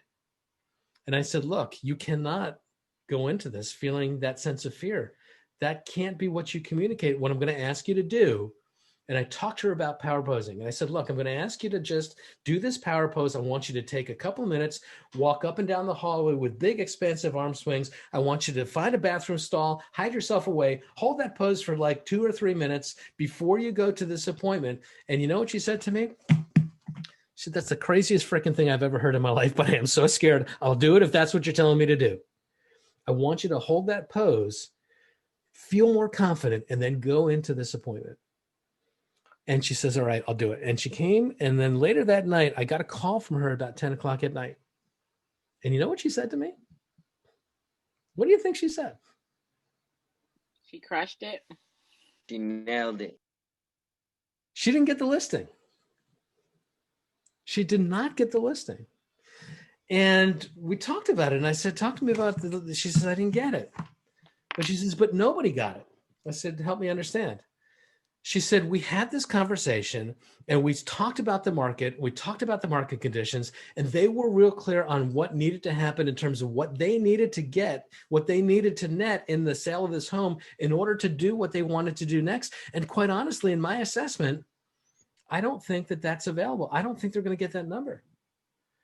And we talked about it. We talked about how important it was to them. Would it be better for them to do it now? Would it be better for them to wait later? And what we agreed to is this is not the right time for them to sell the home in order to get that outcome if that was critical for them. And so I didn't get the listing. They've decided not to sell their house right now. I would have loved to get that listing, but I didn't. But here's what she said. I never felt more in control and more bulletproof. Here I am, a 22-year-old college kid, friend of their daughter's, and I'm giving this power couple financial advice that they listen to. And I got to tell you something. She said, I don't know if that crazy power posing thing had anything to do with that, but I'm going to tell you this much. I'm going to do it again. I'm going to do it again. My daughter, who's just finishing up her degree in occupational therapy, she goes into her exams and she knows she can count on it. I give her a call. I give her dad pep talk, right? And she's like, yeah, Dad, I know. I'll do that posing thing. Guys, it is one of the biggest hacks of all time. It is absolutely amazing because it's not based on psychology. It's based on physiology. As long as you are a human being, this will work because it's the way your body is designed. Power pose, make these calls standing up. Your energy will change. Your confidence will change. I want you to do that. So Jim is learning these scripts by writing them down. He's reading them out loud. Deliver them standing up, practice them standing up. You might want to practice them in front of a mirror so that you can see your facial expression as well. You may want to practice them with an audio recording on so that you can hear yourself again. One of the things that I can promise you is even if you're a New Yorker, we know that New Yorkers talk fast and folks in other parts of the country talk slower. But I can promise you this much, when you're nervous, you're going to talk faster than you think you're talking. And you're going to be nervous when you're making these calls. And so you're going to be motorboat mouth. Jeff said, learn how to listen and mirror and match. And that's a skill that takes time. I think about visiting some family members that I have in parts of Georgia and Alabama where they speak slower. They can always tell when the guy from New Jersey is coming. I'm standing online at the Piggly Wiggly. You know, you've been there maybe. And they're at the cash register, and I'm in the express line. So I'm like, move, move, move, move, move, let's go. And they're in the front of the line. Hey, Vern, how are you? How is your mama? Oh, and I'm sitting in the back. I'm starting to have a fit in the back. Hey, come on, let's go, let's go, let's go. When you're nervous, when your emotions are up, your energy is up, you're going to talk faster. Record it, listen to it, learn from Jim. Do this, guys. This is what I want you to practice. I want you to take a great script, get a great script. I want you to write it down. I want you to read it out loud. I want you to practice it with someone, right? Have script partners to practice it with. All these things matter. Any questions about anything that we're talking about before we start to wrap up for today? We still holding in curiosity about scripts. Go ahead, Glenn. I have a script question, but it's, so I actually just listed my first rental yesterday. Let's give it up for Glenn. So I'm like, I just got my license literally exactly a month ago today. So I'm still like ambivalent about everything. I'm actually just nervous now when other agents call me, like what if that I'm not going to say the right thing. Is there like something I can like, do you have something you can send me just to like, just get me more comfortable? Like, yeah, like a special helmet that you, as long as you wear the helmet, everything that comes out of your mouth will be perfect. Or no, I wish I did. I don't. Okay, I don't. I can help you. I did my first rental and I did it really well. Also, And if you want, sorry. it's Yeah. Rosalie, and I came up with a process, and I can share it with you.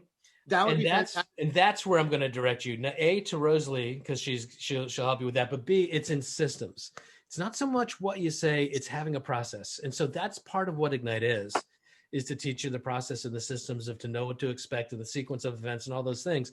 And the challenge that we have right now is the goal of INGITE, and congratulations, Glenn, because you've done it. The goal of INGITE is how do we get you into a transaction quickly before you're ready, before you know what to do, which means suddenly you're in that place of, oh my God, I'm suddenly unconsciously incompetent and I don't know what to do. Talk to Rosalie. She'll help you with some of that stuff. We do have some checklists in the toolkit of sort of sequences of what to expect. Rely on your coaches. Give me a call. Jump in on office hours. There's a lot of different places that we're going to put a safety net under you. Yeah, the reason I asked you, I think Beck's ready to block my phone number, so I just wanted to maybe if you could have feel that question, I just wanted to alleviate him for a minute. Yeah, no, I hear you. I hear you. Look, it's really about learning the systems and the process, but you're going to have to sort of be willing to jump and build your wings on the way down. Absolutely, right? I got it. Yeah. Thank you so much, Rosalie. I'm going to message you. Message her, and here's another person I'm just going to point you to. If you're in Keller Williams, every single one of you named a sponsor. If your sponsor is someone who is a license, call them. They're not your coach. They're not obligated to necessarily take this on. But let me tell you, this is the way our profit share program works, is if you do close this and you generate revenue, then there's a profit share check in it for them. So they have a financial incentive to help you out as well. There's a lot of people you can lean on us, right? We'll help you through it. But yeah, so here's the thing. I'm just going to kind of follow this up. It's read the script, repeat the script, and read the next part of the script. Don't feel like you've got to learn it all in one sitting. If you've ever really been in a high school play or a little theater play, or you've ever been a musician, I was a music major in college for a while. When you learn a piece of music, you don't learn it from beginning to end. You learn it sort of one phrase at a time. And I played in pit bands in high school and college. And what you learn is when you're practicing these plays, you practice it one scene at a time. And then what happens is you begin to cobble them all together. So you practice the first sentence until you feel comfortable. Then you add the second one until you feel comfortable. Then you add the first two together and you add in the third, and you do it in chunks. But when you chunk it down, here's what happens. Here's the magic. And I learned this from an agent that used to work for me who had been a Broadway actor. When I was in the Montclair team leader role, I had a number of folks in that office who were in the television and Broadway field. And this was a guy who, interestingly enough, was staying at home. He was a stay-at-home dad.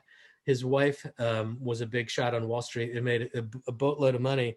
And he was a very, very good, very skilled Broadway actor, was actually in a Tony-nominated show. We were talking about what happens at that kind of performance. And here's what I said. I said to him, look, I don't understand how you guys do this every day, day in and day out, and communicate from the stage in a way that actually triggers an emotional experience. Have you ever been to great theater or a great musical concert and you actually feel something? When my daughter was in 8th grade, her very best friend was moving away to Vermont. And my wife and I decided we were going to create an experience for them. And so we took them to Broadway to go see the play Wicked. Has anybody seen Wicked? I love Wicked. And I didn't expect to. Here's the funny part. I didn't expect to love it. We made the decision on the spur of the moment. We bought tickets late in the game. We sat in the very top row in the theater. The very top row in the top balcony. You could stand on my chair and touch the ceiling.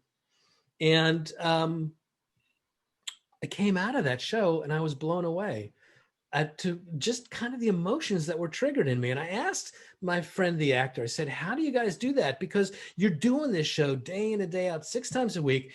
Like, how do you communicate that? Is there ever a point in your performance where in your head, you're thinking to yourself, did I remember to unload the dishwasher? Damn it, I didn't take the chicken out of the freezer. I got to do that when I get home. Is that what's going on in your head when you're delivering these lines? And here's what he said to me. He said, the difference between world-class performance and mediocre performance is not the lines. 7% of communication is the words. He says, you can go to a high school play and they'll say the lines right. You'll go to a college performance and they'll say the lines right. He says, the difference is When you learn how to incorporate those lines into becoming that role, when you become that role, he said the hardest role on Broadway is the understudy, because sometimes you only have 20 minutes to get into character. But when you memorize those lines to a point where you don't have to think about the lines anymore, the words just come, then all of your energy can be focused on building an emotional connection with your audience and the other people on stage. And if you can do that, in that emotional connection is where the magic happens. Guys, I want you to practice these scripts to a point, not just where, like Don Shula was talking about, you've got to play for every opportunity on the field, but practice them to a point where they're just so natural and so ingrained that you can deliver them as yourself. And then you can stay engaged in the emotion, because here's what will happen otherwise. And this is where we're going to park it today. Here's the thought that I want you to think about. You're in a relationship, in communication. My daughter calls it vibing.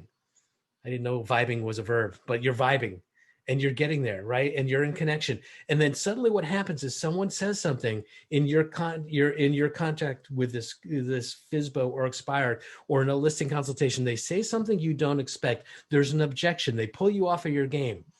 In that moment, what happens is you go, oh shit. And all of your energy gets pulled inward and you start to panic. And all of that energy gets pulled in when you start to think to yourself, oh my God, what am I going to do? I'm not prepared for this. Oh no. They feel that energy shift. And that's where you lost the business. It's not anything you said. It's not anything specifically you did. It's in the disconnection of that energy. And that will not happen. When you know these scripts, when you practice these scripts, when they become part of you, anything that happens, you'll adapt to and you'll stay in character. You'll stay in that energy. That's the magic of this. And so I'm going to ask you to stay in curiosity. Like I've said before, I'm going to ask you to stay in curiosity, find a role play partner, practice these again and again and again. We're going to do it in our classes here. I'm going to ask you to find people outside of here to practice with. We're not going to get into that final question because I want to finish it up for today. But before we do, I just want to give you one more thing. We're going to spend the rest of the afternoon now thinking about, okay, what do I do from here? This is the success list. Well, how do I spend my afternoon now? What am I going to prioritize as the rest of my day? What am I going to prioritize for my weekend? We touched on a lot of different things with scripts today. I want to hear some thoughts, some feedback, any ahas, whether it's about power posing or energy or words or how we practice. Give me some takeaways from what you heard today that maybe is causing you maybe to think differently, or maybe giving you something that you're going to try. Any ahas from today? Love the power posing. Brings me back to my teaching courses where we told students not to slouch, sit up straight, and you'll feel better. You know, your mom always said that, right? And there was a reason for that. I don't even know if my mother knew what the reason was, but there is a lot to be said for that. Energy, guys, is a real thing. It is a real thing. And we're going to talk more about that because it's a passion of mine, is performance and energy. We'll talk more about that throughout INGITE, but I'm glad that was a takeaway. Any others? For me, the takeaway was what you just finished mentioning. This last part, I think, really resonated with me because, you know, realizing that once we are able to really memorize the lines, we're able to, like you just mentioned, just focus on the energy that's based around it or that emotional connection. And I think once you're able to really master that, you're really, you know, it's just going to lead to success in that sense, like It having will. that confidence. It will. Yeah, so And then what'll happen is you can say all the wrong things. You can pick all the wrong words and you're still going to win. It will. And I think with that too, that sort of speaks to going deeper. Like once you get comfortable with the language and the script, you can listen more with intention and engage more with the person you're talking to. Yeah. Yeah, reading your, what I took out. Yeah, exactly right. Exactly Does right. it, reading your audience is what I took out of this too, is to to be more aware of that. Yep. And it's just really hard, you know, this dual process of paying attention to what I need to be thinking of next and paying attention to what you're saying. It's hard to do both, right? Yeah. So So we'll practice. I got lots of scripts. Angela, I see you waving your hand. Is that waving it at me or waving at someone else? Looks like she's waving. She's just talking with her hands. I love that. That's a Jersey thing. All right, guys, we're going to wrap it up here. Here's where we're going to go next week. We're going to start to talk about your database. Your database is really everything, right? Whoever has the biggest and healthiest database is going to win. We're going to talk about your database. We're going to talk about goal setting next week, and we're going to talk about your value proposition. And one of the things that I'm going to ask you to be mindful of is watch your emails, because as I send you information about what to prepare for this week, that'll probably come on Sunday. I may have some new scripts for you to download. Just watch your emails. But I thank you guys for spending the first 3 sessions. You made it through the end of the first week. Go ahead. Hey, question. Real quick, I wanted to make a comment. So my database is not that large, and I don't really have a very healthy database. But with that said, I made a phone call to someone I haven't spoken to in a while. It's more like a business relationship. And we talked about a little bit of her business, a little bit of my business. And it ended up with her saying, you know, my husband and I were thinking about selling our house and we don't have an agent. And I was like, what? How do you not? And in my mind, everybody knows an agent. They do. Of course they do. So I said, and she said, we want to use you. And I was a little blown away because I stepped out of my comfort zone to do these calls during our time. And so the purpose of business is not to get into a relationship with people who need what you sell. It's to get into a relationship with people who get you. Mm-hmm. And then when they realize that what you do, it's an easier lift because they already get you. They like you, right? That's why your database is everything. It doesn't have to be big, but that's why part of this course is how do we grow it? Yes. And I was anxious about the call, but ended up being really, really good. So I wanted to say thank you. All right, jazz hands from everybody. Let's give Stella some love here on Zoom. Good for you. Congratulations. I'm super psyched to hear that. Now make sure that shows up in your numbers. Report those numbers, right, as an appointment. Yes, and if you book an appointment out of that, let's put that in there. All right, guys, we're going to wrap up. Have yourselves a wonderful weekend. I appreciate you guys for being here. We'll be back on Monday of next week. And we're going to talk database. Everybody, enjoy your weekend. Enjoy your weekend. Thank you. Have a good weekend.